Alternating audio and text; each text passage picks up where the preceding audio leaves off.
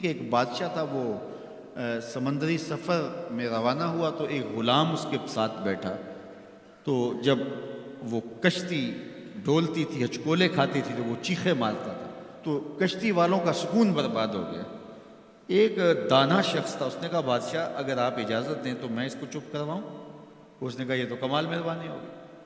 تو اس نے دو نوجوانوں کو کہا کہ اس کو ذرا ہاتھوں سے اور پاؤں سے پکڑ کر کے پانی میں غوطے دو۔ تو اس کو پانی میں پھینکا، جب وہ ڈوبنے لگا نکالا اور کشتی میں بٹھایا، وہ چپ کر کے بیٹھ گیا۔ اب کوئی چیختا نہیں ہے، تو بادشاہ نے کہا کہ اے دانا شخص، مجھے سمجھ نہیں آئی کہ یہ شخص کو آپ نے کیسے چپ کروا دیا؟ کہا بادشاہ دریا میں غرق ہونے کی تکلیف کو نہیں جانتا تھا، اس لیے کشتی کی سلامتی کی قدر نہیں تھی اس کو۔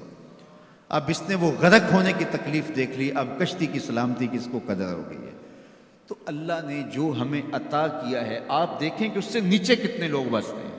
جب آپ نیچے فرشت دیکھیں گے جو بیچارے نانے شبینہ کو ترستے ہیں، اگر مجھے تھوڑی سی تکلیف ہے اور میں جو ہے وہ اس تکلیف میں ناشکری کرنے بیٹھ جاتا ہوں، تو میاں وہ لوگ بھی ہیں جو بیچارے اپنی مرضی سے اپنا ہاتھ بھی نہیں اٹھا سکتے، جن کی عیدیں بھی جو ہیں وہ ہاسپٹل کے اندر گزرتی ہیں، وہ کئی سالوں کے اندر وہاں اذیت میں مبتلا ہیں۔ جب آپ دیکھیں گے تو کہیں گے مالک میں جس حال میں ہوں اس پہ تیرا شکر ہے۔ شیخ سعدی فرماتے ہیں میں دمشق کی جامع مسجد میں نماز جمعہ کے بعد نکل رہا تھا تو میرے کسی نے جوتے اٹھا لیے، تو یہ شروع سے ہوتا آیا ہے۔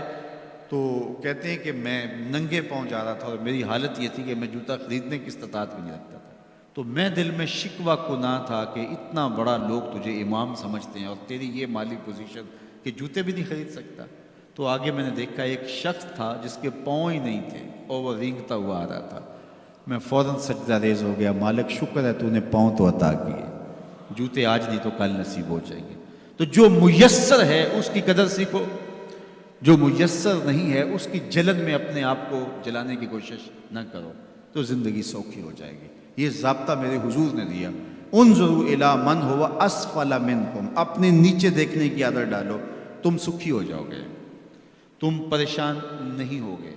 لیکن اگر شوق ہو تمہیں اوپر دیکھنے کا تو فرمایا پھر دین میں جو اپنے سے اوپر ہیں ان کو دیکھو، کہ میں تو یار صرف 5 پڑھتا ہوں، یہ تہجد بھی پڑھتا ہے، میں تو صرف رمضان کے فرض روزے رکھتا ہوں اور یہ ہر ماہ نفلی بھی رکھتا ہے، میں تو صرف زکوٰۃ دیتا ہوں، یہ صدقات و خیرات بھی کثرت سے کرتا ہے، یہ لوگوں کے کام بھی آتا ہے، دکھیوں کی مدد بھی کرتا ہے۔ تو پھر ان کو دیکھو گے تو پھر تمہارے عمل میں قوت پیدا ہوگی۔ اوپر دیکھنے کا شوق آ جائے تو دین میں جو اوپر ہے ان کو دیکھو، ورنہ نیچے دیکھو، نیچے دیکھو گے زندگی سوکھی رہے گی۔ اپنی مٹی پہ ہی چلنے کا سلیقہ سیکھو، اپنی مٹی پہ ہی چلنے کا سلیقہ سیکھو، سنگ مرمر پہ چلو گے تو پھسل جاؤ گے۔ تو زندگی سوکھی کرنے کا طریقہ یہ ہے کہ اپنے نیچے دیکھو اور اللہ کا شکر ادا کرو۔ تو پھر سنو، میں تو کہتا ہوتا ہوں یہ ٹینشن فری حدیث ہے۔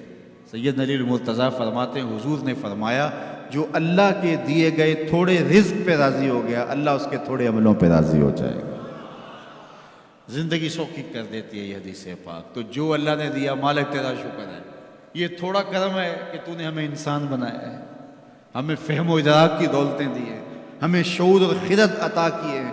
کتنی مخلوقات ہیں جو سارا دن شدت کی گرمی میں بوجھ اٹھاتی ہیں اور چارہ جا کے جو ہے وہ باہر سے لے رہی ہوتی ہیں، وہ بھی تو تیری مخلوقات ہیں۔ تو نے ہمیں انسان بنایا، انسانوں کے گھر میں پیدا کیا، اور میں اور آپ تو اس کا شکر ادا نہیں کر سکتے کہ ہمیں اللہ نے محمد عربی کا غلام بنایا ہے، حضور کا امتی بنایا ہے۔ میری خوش قسمتی میں تیرا امتی، یہ میرا مقدر ہے، یہ آپ کا مقدر ہے، جس کے لیے نبی آرزویں کرتے رہے، تمنائیں کرتے رہے، لوگ راہیں تکتے رہے، منتظر رہے، صدیوں انتظار کرتے رہے، لیکن ہم نے کوئی انتظار نہیں کیا۔ آنکھ کھولی، ہمارے والد صاحب مسجد سے مولوی صاحب کو بلا لائے، انہوں نے کان میں آ کے اذان دیتے ہوئے کہا مبارک ہو تو حضور کا غلام بن کے آیا، شاہوں سے ملا ہے نہ تونگر سے ملا ہے، اللہ کا عرفان اسی در سے ملا ہے، اوروں کو ملا ہے تو مقدر سے ملا ہے، مجھ کو تو مقدر بھی تیرے در سے ملا ہے۔